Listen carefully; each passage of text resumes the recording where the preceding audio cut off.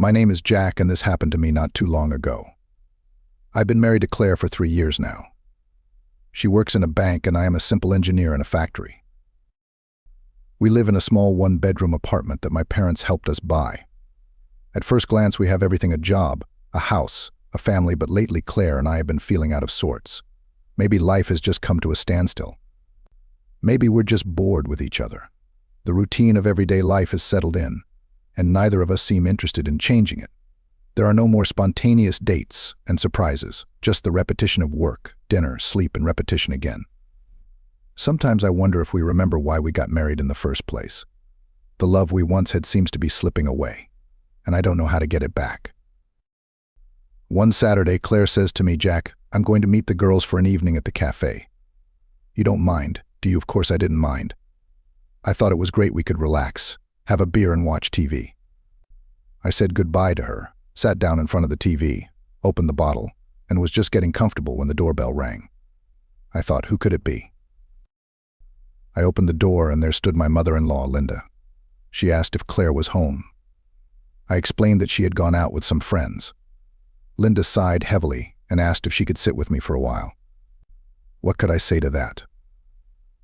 Linda is in her 50s, but she takes very good care of herself. Sometimes I catch myself noticing how attractive she looks. It's something I'll never admit to anyone, not even myself, but there a strange fascination with her. I put the kettle on, and we sat down at the table. She folded her hands in her lap and was silent. I looked closer and noticed that her eyes were moist. I asked her what was the matter. She burst into tears and told me that her husband, Richard, Claire's father, had gone on a trip with a young colleague. Linda happened to see his messages on her phone. She confronted him, and instead of apologizing, he yelled at her. That's when she left the house and didn't know where to put herself. I could see the pain in her eyes, the betrayal she felt. It was as if her whole world had crumbled, and she didn't know how to put it back together. I listened, not knowing what to say. It was a family matter, my wife's parents, but I saw someone who needed support. I rummaged through my pockets and found a bottle of cognac we had left over from the holidays. I poured her a shot. Linda smiled tearfully, took a sip, and began to talk about how she and Richard had met, how Claire had grown up, how difficult the 90s had been, and how Richard had eventually lost interest in her. She talked about the little things: how he'd bring her flowers just for fun, how they'd dance in the living room to their favorite songs, how he'd hug her when she felt bad. And then it all slowly faded away. It was heartbreaking, and I felt sad for her. I started complimenting her, telling her that Richard didn't appreciate her, and she kept pulling closer and closer to me. I don't know how long we sat like that, maybe an hour, maybe 2. The brandy hit me, and the apartment got hot. Linda had taken off her blouse, leaving her in a light t-shirt. I looked at her and realized I couldn't take my eyes off her neck, her shoulders, her breasts. Then she asked, "Jack, do you think I'm beautiful?" I nodded, feeling mesmerized.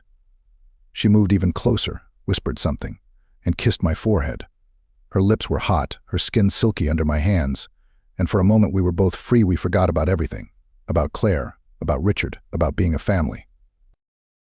It was surreal, like a dream I couldn't wake up from.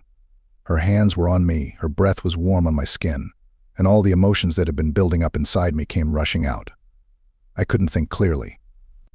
It was as if all the frustrations, the loneliness, the desire for something different, something exciting, had taken over. We moved to the couch, and the rest of the world went dark. It was just Linda and me, and nothing else mattered. After about an hour, we were lying on the couch looking at each other, not knowing what to say. Linda spoke first. We shouldn't have done it. I was terribly embarrassed, but some part of me couldn't forget what had just happened.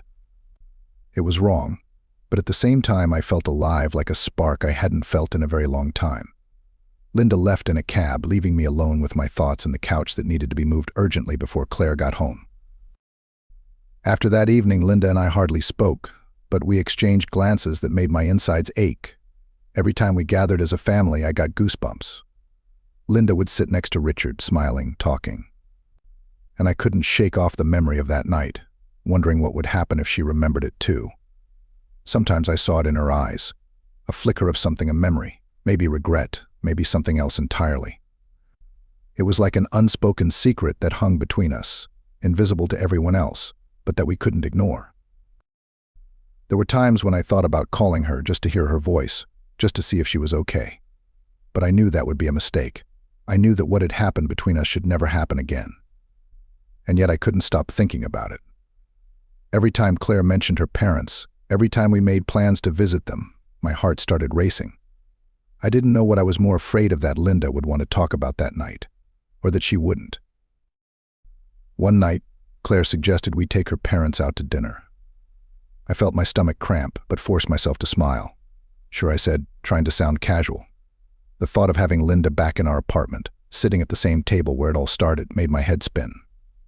When they arrived, Richard was cheerful as usual, oblivious to the tension simmering beneath the surface.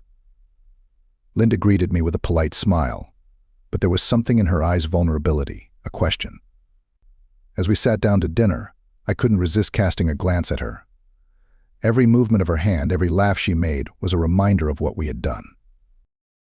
When the evening finally ended and they left, I felt a strange mixture of relief and longing. I watched Linda walk away, intertwining her hand with Richard's, and wondered if she felt the same pull I did.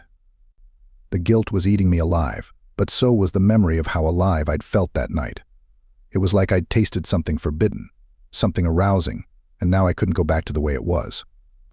I loved Claire, I really did, but something was missing, something I'd gained, however briefly, with Linda. Every time we gathered as a family, goosebumps ran down my spine.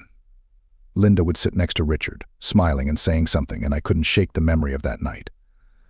She was always there, lurking in the back of my mind, constantly reminding me of what we had done, of the line we had crossed.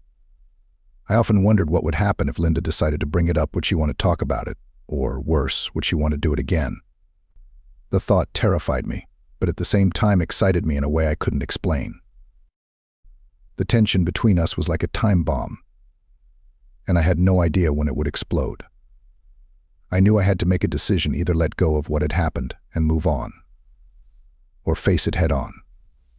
But all I could do now was wait, caught between the past and the present, between Claire's loyalty and the forbidden bond I'd found with Linda.